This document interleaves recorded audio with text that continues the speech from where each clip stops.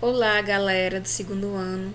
Então, estou aqui com mais uma videoaula de filosofia, na qual irei dar início aqui o capítulo 9, que tem como tema central como podemos organizar nosso conhecimento. Você se lembra que desde o início, do nosso estudo desse ano, a gente fala sobre a questão do conhecimento. No capítulo passado, falamos sobre como podemos conhecer. Falamos sobre os conhecimentos dogmáticos, falamos também sobre o conhecimento empírico, E diante desses dois conhecimentos, a gente falamos sobre vários filósofos, Descartes, que está dentro do conhecimento racional, vem John Locke, que está dentro do conhecimento empírico, falamos sobre David Hume e outros também.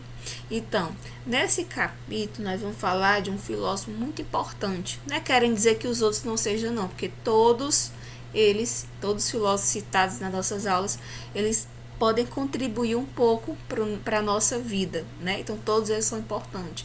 Mas Immanuel Kant, ele vai superar mesmo, diante da teoria dele, esses dois tipos de conhecimento já estudados nas aulas passadas, que é o conhecimento empírico e o conhecimento racionalista. E para iniciar o conteúdo, como abertura desse capítulo, vocês podem, se você estiver com o livro em casa, você pode observar essa imagem que está na página 194, O que é que diz essa imagem para nós? Então, podemos ver a mesma imagem, só que uma colorida e a outra está preto e branco. Então, essa imagem, ela quer dizer o quê?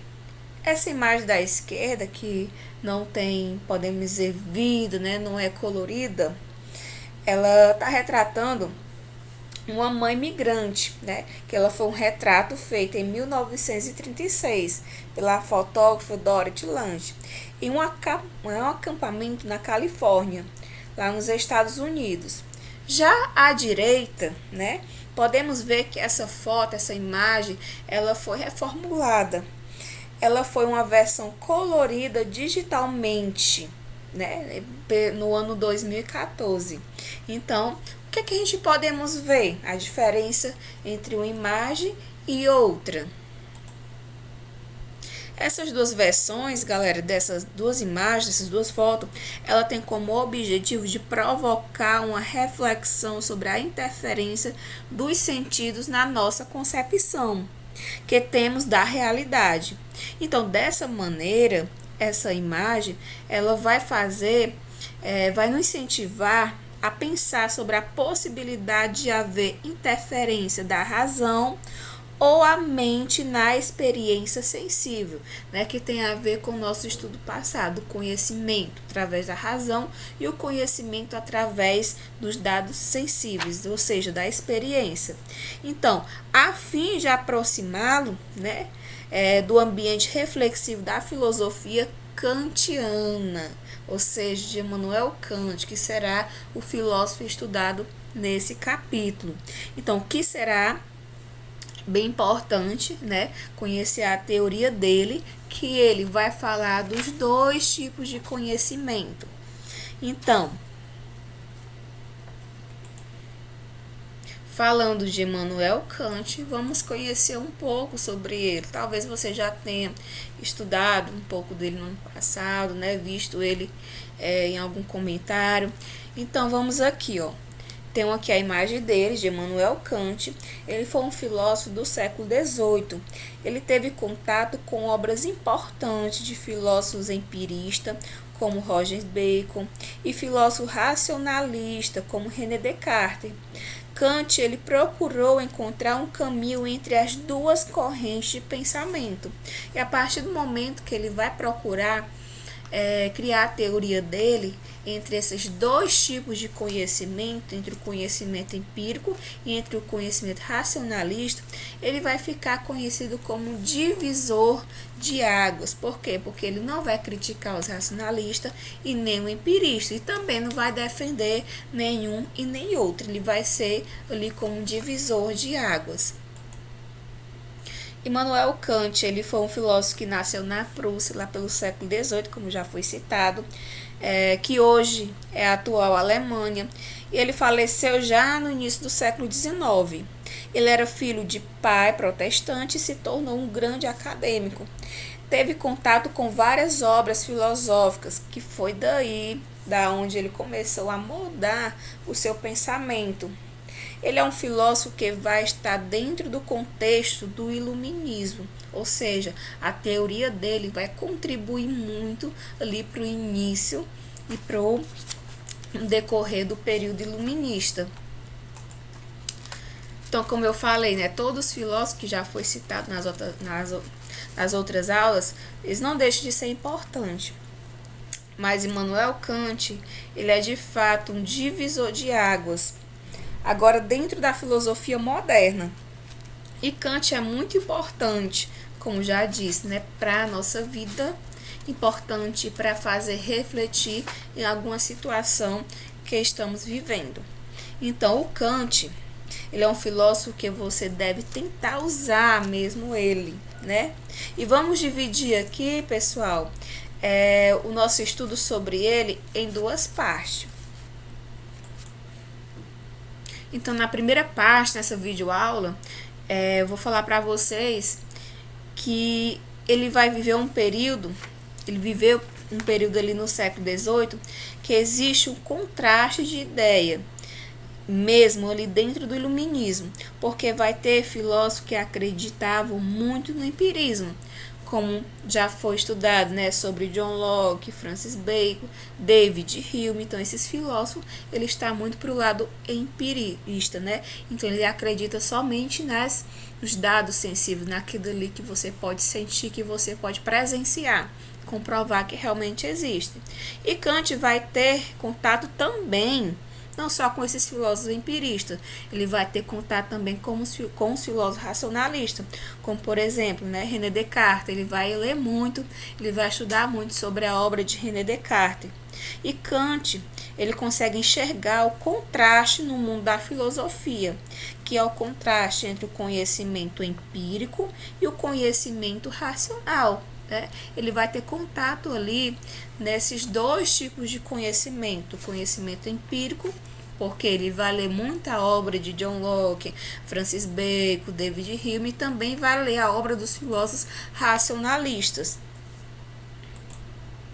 Então, quando ele começa mesmo a introduzir seus pensamentos, né, diante das reflexões desses filósofos, que fazem parte dos tipos de conhecimento empirista e racionalista, vai chegar um momento ali que ele vai praticamente ficar de saco cheio, né? Então, dessa divisão de pensamento.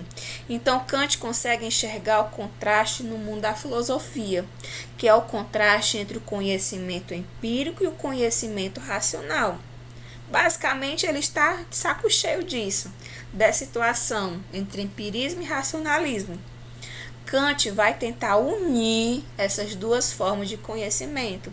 Por isso que ele é um divisor de águas, né? Nas aulas passadas eu falei para vocês que os filósofos eles se dividem em empirismo e racionalismo, mas eu não tinha chegado ainda no Immanuel Kant, né? Então, ele não é nem um lado e nem o outro. E também ele usa os métodos, as teorias desses filósofos, dessas duas partes, para poder raciocinar, para poder criar a sua teoria. Então, e aí que ele vai começar a elaborar seu pensamento através das leituras das obras desses filósofos. Ele quer repassar para nós que nem toda dúvida, como afirma René Descartes, você tem que ir lá averiguar, né? Ele diz que não precisa. Ele lê a obra de René Descartes, ele diz que em alguns pontos ele concorda com ele e outro não. Quando René Descartes diz que você tem que duvidar para acreditar, ele diz que isso não existe não. Em algumas situações, você não deve dar importância às dúvidas, você não deve dar importância às investigações, né? Então, ele diz que algumas coisas você deve deixar de lado.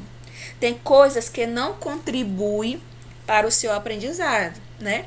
Ó, se lembra aí quando eu falei que Immanuel Kant, ele serve muito para você usar em sua vida, porque, repetindo aqui, a última ponto que eu falei dele, ó, que ele diz que tem coisas que não contribuem para o seu aprendizado. Então, para que você vai buscar aquele entendimento? Para que você vai buscar aquela conclusão? Se aquilo não vai contribuir para a sua vida, se isso não vai contribuir para o seu aprendizado, né? Então, isso que eu quis falar, isso que eu disse, né, que ele quis repassar para nós, não é querendo dizer que ele está criticando totalmente o pensamento racionalista do René Descartes, né? Ele apenas usou para poder ajudar na sua reflexão e criar a sua teoria, a questão de Deus, né? Ele diz que não precisa se você tem fé, se você tem sua religião, não precisa você averiguar, você buscar a verdade, né? Você duvidar daquilo. Não vai acrescentar e nem diminuir no seu crescimento e no seu conhecimento. Então, como eu já falei, ele não ignora, mas ele faz suas críticas. Então, diante disso, ele tenta unir os dois tipos de conhecimento. Ele diz que você precisa do conhecimento racional em alguns momentos e também precisa do conhecimento empírico, tá ok? E diante disso, né, dessa reflexão que ele faz desses dois tipos de conhecimento, ele vem e cria a sua obra, né, que ficou conhecido como Crítica da Razão Pura, como vocês estão vendo aqui, tá ok? Então, por hoje, vamos ver só até aqui. No próxima aula, nós vamos continuar com esse filósofo, como eu já falei, é um filósofo muito bacana mesmo de se estudar. Porque você não vai estar do lado do empirista para criticar os racionalistas e nem vai estar do lado dos racionalistas para criticar o empirismo. Você vai entender os dois lados para que você adquira um conhecimento seguro e verdadeiro, como fez Immanuel Kant, tá ok, galera? Então, por hoje é só. Fiquem com Deus, um grande abraço, muita saudade. Se Deus quiser, nós vamos estar juntos novamente, bem juntinhos, tá ok? Tchau!